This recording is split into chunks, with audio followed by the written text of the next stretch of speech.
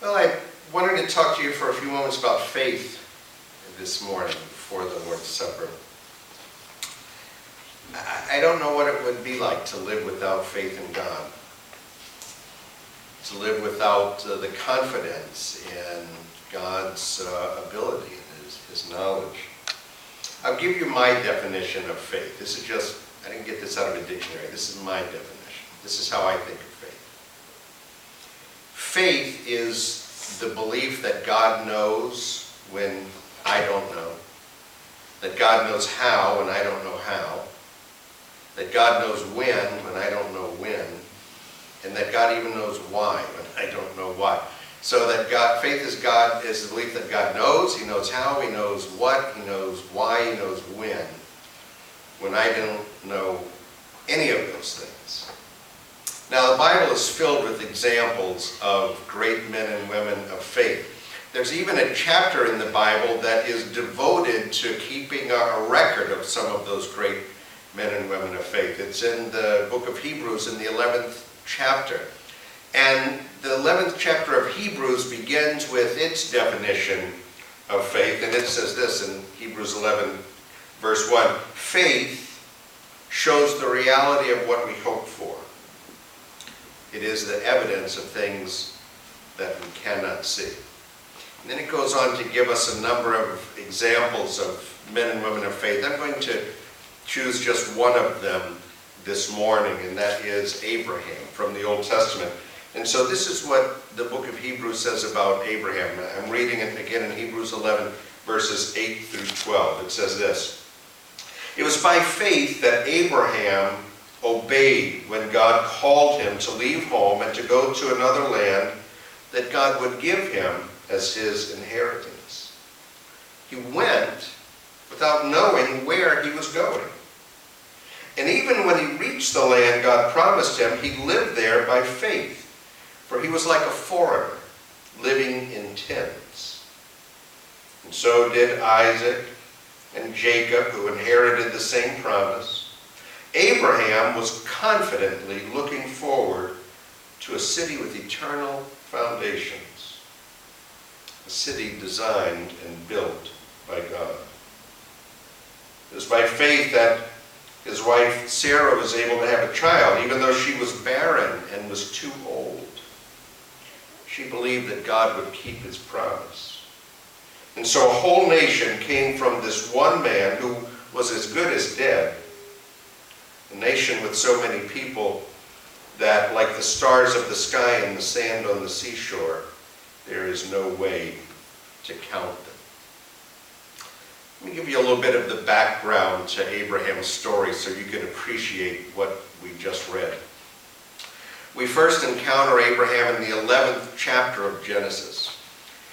We are told that he was a good man. He was living in the land of Ur, which is modern-day Iraq. He was a wealthy man. We don't often think of Abraham as being wealthy because he spent so much of his time wandering in the desert, but he was. He was a man of means. He had not just servants, he had 318 of them. So this was a wealthy man. And God approached him with an offer. And the offer is, He says to Abraham, if you and your descendants will worship me and obey me, I will give you a male heir, which Abraham didn't have, and your descendants will be so numerous that they will become a nation, and that you will become the father of that great nation. And so, in return, Abraham is to get all of his household together and start walking to the land that God is going to show him. God hadn't told him yet where it was. He basically just tells him, get your stuff together and start walking. And Abraham does that. Now, Abraham immediately becomes a man with a promise and a man with a problem. The promise is a promise from God. If you do what I say, I am going to bless you and give you so many descendants that will become a nation. The problem was that Abraham didn't have any descendants yet, not even one. He and his wife Sarah were childless. To make matters worse, when God makes this promise to Abraham, he's 99 years old, and his wife Sarah is 90 years old. But by faith, Abraham gets his household together, and they start walking through the desert. It must have been some type of a caravan. You can imagine 318 servants, all of the animals that went along with it, but there they go. Now, the promise that God gave was very specific. You and Sarah will have a child together. The child will be of your loins, of Sarah's womb. It's very specific. But Abraham, the more he thought about it, he could not fathom how on earth this was possible. Now, one of the servants in his household was a young man named Eliezer. Abraham evidently loved this boy. The Bible tells us that Eliezer had actually been born in Abraham's home. So he had known this boy from birth. And one day Abraham goes to God and says, God, I've figured out how you're going to do this thing you promised me. I've got this boy Eliezer. He's a servant boy in my home. I love him. Let this be the promise that you made. Eliezer will be my heir, and he will inherit everything that I have. And God says, no, I told you. The child will be of your loins. Well, after a while, Sarah, Abraham's wife, she can't figure out how God is going to do what he's promised to do. She's 90 years old. She knows 90-year-old women don't have babies. And so she goes to Abraham and says, look, I've got this servant, Hagar. She's of childbearing age. Have a child with her. And then that child will be our child. And that will be the answer to God's promise. And so Abraham does that. Never mind what Hagar wanted. She's not allowed any voice in all of this. The whole thing is so sordid, it sounds like an episode of Desperate Housewives. But Abraham has the baby with Hagar, and they take the baby. It's a little boy, Ishmael, and they take him to God, and they say, look, you kept your promise. Here, this is the son you promised. And God says, no. I said it will be of your loins and of Sarah's womb. This is not the promise that I made. One day, according to Genesis 18, as they were on their trek to the land God has promised, Sarah was inside the tent. Abraham was outside of it, and Abraham sees three men approaching, three messengers, the Bible calls them. He's at a place called the Oaks of Mamre. And Abraham welcomes the three men, not knowing yet that they're messengers from God. And he feeds them. And they ask Abraham, where's your wife Sarah? And he says, well, she's inside in the tent. But she could hear everything that was going on.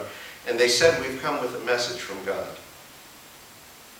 By this time next year, Sarah will give birth to a son. And this is the promised son of God. When Sarah heard this, she laughed out loud.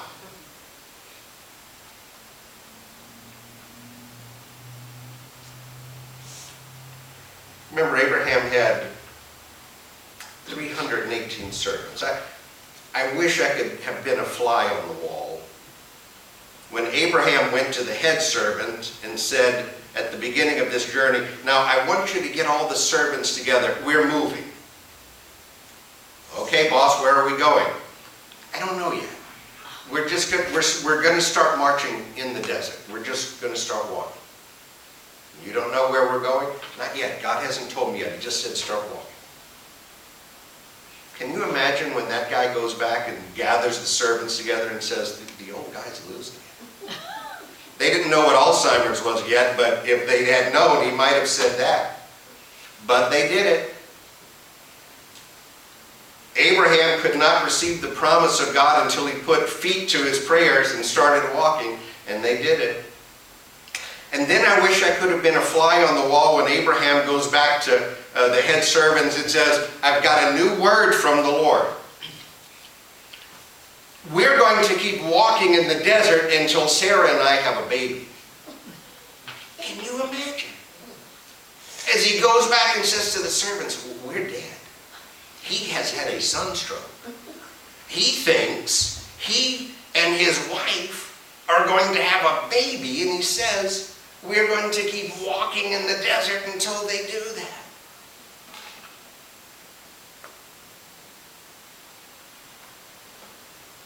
But according to the Bible, one night, under the desert stars, there came a baby's cry from inside of Sarah and Abraham's tent. Those 318 servants fell down on their face in the desert sand and said, great is the God of Abraham. You see, faith is when you believe that God knows when you don't know, and that God knows how when you don't know how, and that God knows when you don't know when, and that God even knows why when you don't know why.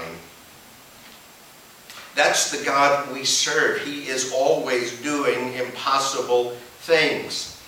This chapter that we've read, it goes on to give other examples. It tells us about the story of Moses. If you were going to gather up someone to go stand before Pharaoh, the most powerful man on earth, and say, I want you to free the Israelites from 400 years of bondage, you would not go to the backside of a desert and find an 80-year-old assistant shepherd with a speech impediment and speak to him from a burning bush and say, you go do it. But that's what God did with Moses, and it worked.